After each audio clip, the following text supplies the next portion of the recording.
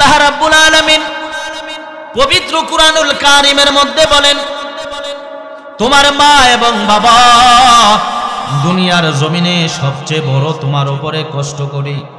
তোমার মা আর বাবা তোমার আমার উপরে সবচেয়ে বড় মেহনত করে কষ্ট করে। এই জন্য আল্লাহ রাব্বুল আলামিন বলে, বান্দা বান্দির দল শোনো, তোমার মা এবং বাবা তিনটা কষ্ট তোমার জন্য করে। বিশেষ করে তোমার মা তিনটা কষ্ট তোমার জন্য করে। ওয়াসাইনাল ইনসান হামালাতুহু উম্মুহু ওয়াহনান আলা ওয়াহন। আল্লাহ পাক রব্বুল আলামিন বলেন, তোমার মা এবং বাবা তোমার উপরে তিনটা কষ্ট করে। এর মধ্যে একটা কষ্ট তোমার মা সবচেয়ে বেশি করে, সেটা হলো তোমাকে তোমার মা পেটে ধারণ করে হামাল হয়। মায়ের যখন হামল হয়, মা যখন গর্ভধারিণী, মা যখন সন্তান পেটের মধ্যে আসে, তখন থেকে মা কিন্তু সন্তানের এই যন্ত্রণায় মা ঠিক মতো খাবার খাইতে পারে না, মা ঠিক মতো রাস্তাঘাটে চলতে পারে না, মা ঠিক মতো শুয়ে থাকতে পারে না, মা ঠিক মতো এক জায়গার মধ্যে বসে থাকতে পারে না।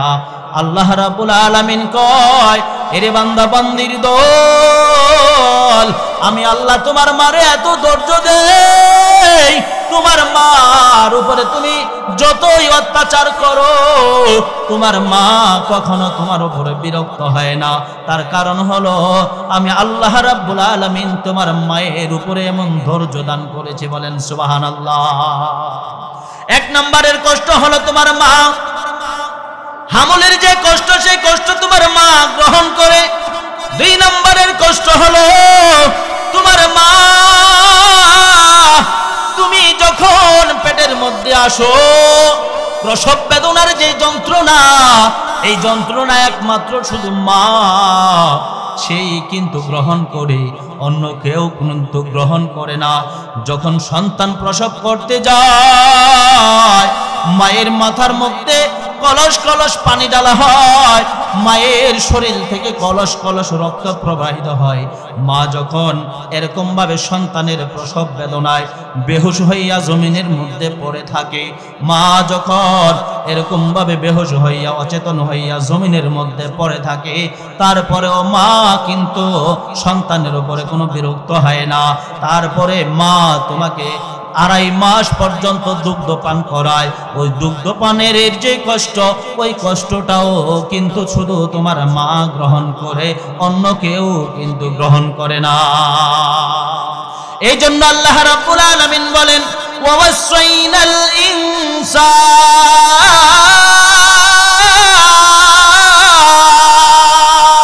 আল্লাহু আকবার কোন, হামালাতুহু উম্মুহু ওয়াহনান আলা ওয়াহন।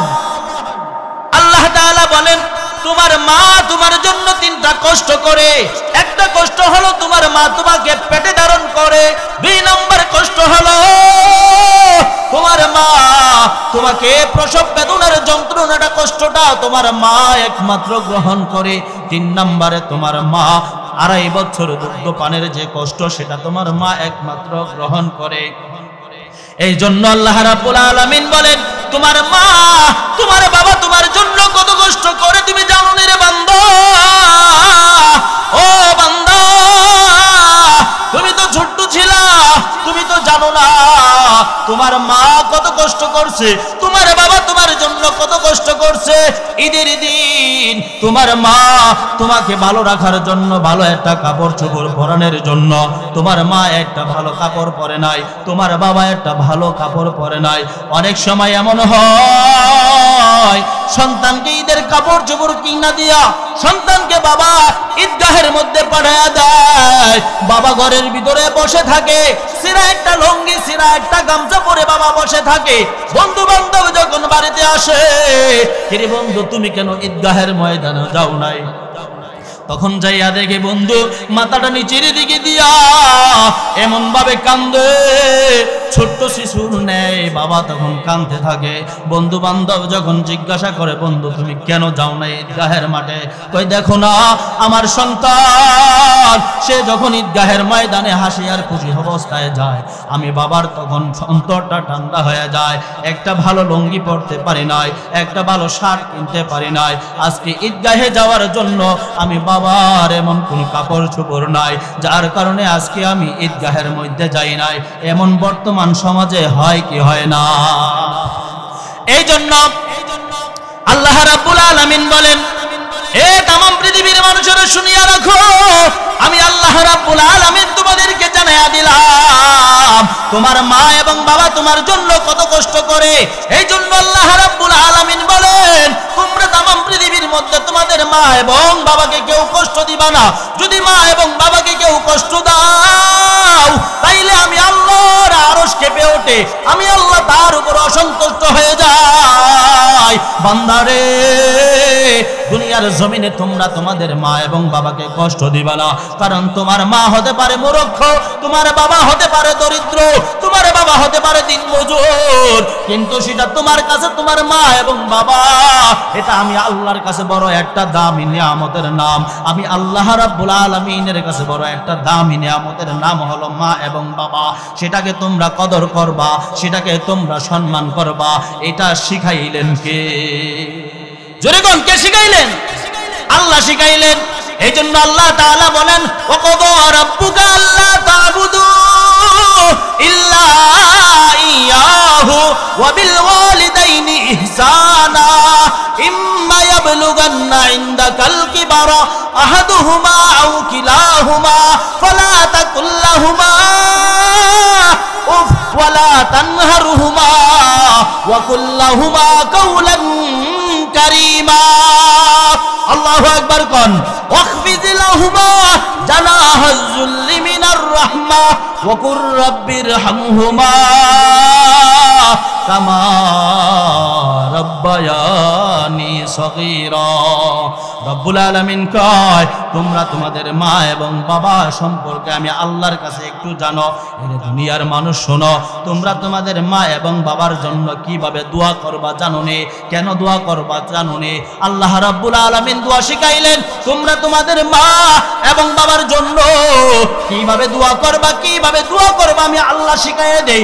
আল্লাহ বলেন, ওয়াকাদা রাব্বুকা আল্লা তা'বুদু ইল্লা ইয়াহু ওয়া বিল ওয়ালিদাইনি ইহসানা ইম্মা ইয়াবলুগান্না ইনদাকাল কিবারা আহাদুহুমা আও কিলাহুমা ফালা তাকুল লাহুমা উফ ওয়ালা তানহারহুমা ওয়া কুল লাহুমা কাওলান কারীমা ওয়াখফিজ লাহুমা জানাহাজ যুল্লি মিনার রাহমা ওয়া কুর রাব্বিরহামহুমা কামা রাব্বায়ানি সগীরা। আল্লাহ তাআলা বলেন, তোমরা তোমাদের মা এবং বাবার জন্য কিভাবে দোয়া করবা, কেন দোয়া করবা? আল্লাহ কয় যে তোমার মা এবং বাবা তোমার জন্য কত কষ্ট করছে তুমি জানো? তুমি তো জানো না, তখন তুমি ছোট ছিলা, তুমি ছোট ছিলা, এজন্য তুমি বুঝো নাই, দেখলেও তোমার অনেক সময় মনে নাই, কিন্তু আমি আল্লাহর সবকিছু মনে আছে। সুবহানাল্লাহ, জোরে বলুন, আর জোরে বলুন সুবহানাল্লাহ। এজন্য আল্লাহ দোয়া শিখাইলেন, ওয়াকুর রাব্বিরহামহুমা কামা রাব্বায়ানি সগীরা। ও বান্দা বান্দির দল, তোমরা তোমাদের মা এবং বাবার জন্য এমন ভাবে দোয়া করো যেমন ভাবে তোমাদেরকে ছোট সময়ে লালন পালন করেছিল। সুবহানাল্লাহ, আর জোরে কন্যা সুবহানাল্লাহ। এই জন্য রাব্বুল আলামিন বলেন, তোমার মা এবং বাবা যদি বৃদ্ধ হয়ে যায়, তোমার মা এবং বাবা কখনো যেন তোমার কোনো আচরণে, তোমার কোনো কারণে উফ শব্দটা না বলে। মা এবং বাবা কখনো যেন দুনিয়ার জমিনে তোমার কোনো আচরণে তারা যেন উফ শব্দটা ব্যবহার না করে। শিখাইলেন কে? আল্লাহ তাআলা কয়, তোমার মা এবং বাবা যদি উফ শব্দ করে, তাহলে আমি আল্লাহর আরশে আজিমটা কেঁপে ওঠে। তোমার কাছে হতে পারে তোমার বাবা গরিব, তোমার কাছে হতে পারে তোমার বাবা দরিদ্র, তোমার বাবা হতে পারে তোমার কাছে দিনমজুর, কিন্তু আমি আল্লাহর কাছে তোমার বাবা এবং মায়ের এত দাম যেটা তুমি কখনো কল্পনা করতে পারো না। সুবহানাল্লাহ। এই জন্য মা এবং বাবা যাদের আছে, কষ্ট দেওয়া যাবে? জোরে কোন যাবে? আপনার কোনো কিছু নাই তো কি হয়েছে? মা এবং বাবাকে যেভাবে পারেন সেভাবে সান্ত্বনা দিবেন। একটা সুপারি কিনে দিবেন, একটা পান কিনে দিবেন, একটা ট্যাবলেট কিনে দিবেন। মাকে জিজ্ঞাসা করবেন, মা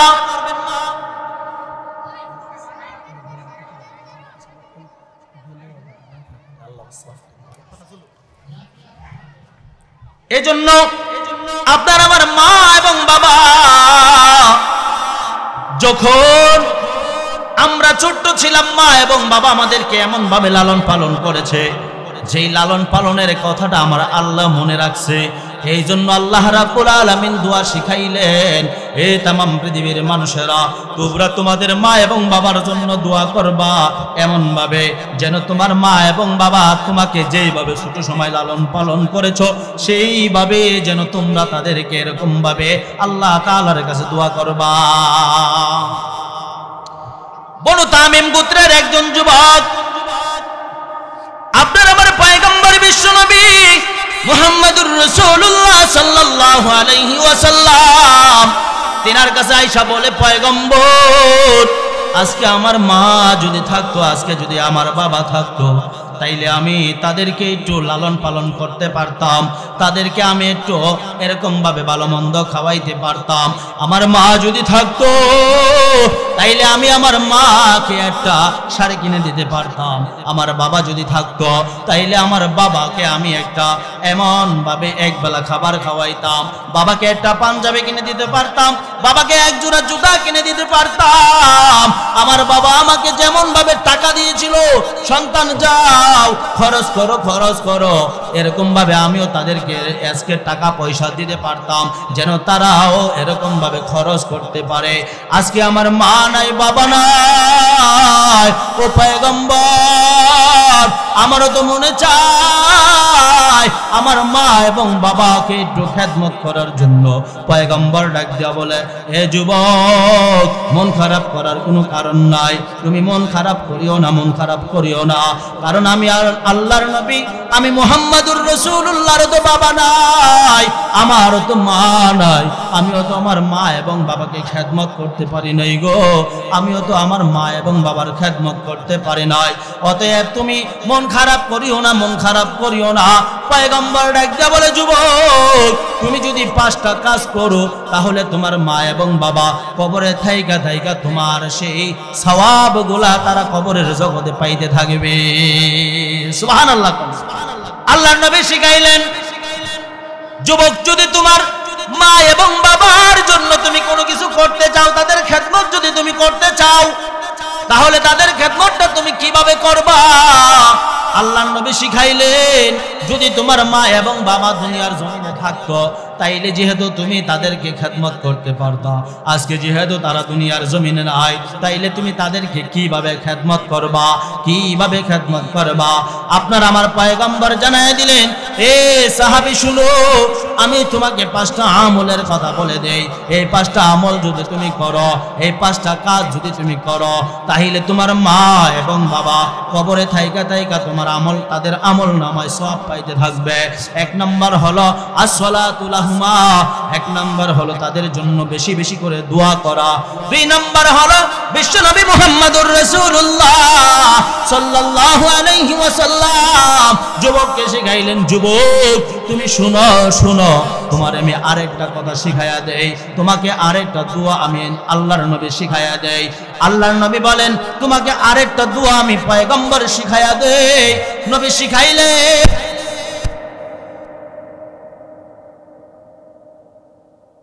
চায় তাইলে তুমি তাদের জন্য বেশি বেশি করে দোয়া করবা, আবার তুমি তাদের জন্য জুমার দিন যাইয়া কবরের পাশে দাঁড়াইয়া দোয়া করবা, তারপরে তুমি তাদের জন্য অধিক পরিমাণে দান সদকা করবা, তারপরে তুমি তাদের জন্য, তারা যদি কোনো কিছু ওয়াদা করে থাকে, ভালো কোনো কাজের মধ্যে কোনো ওয়াদা করে থাকে, ওয়াদা অনুযায়ী তুমি তাদের সেই ওয়াদাগুলা পুরা করে দিবা।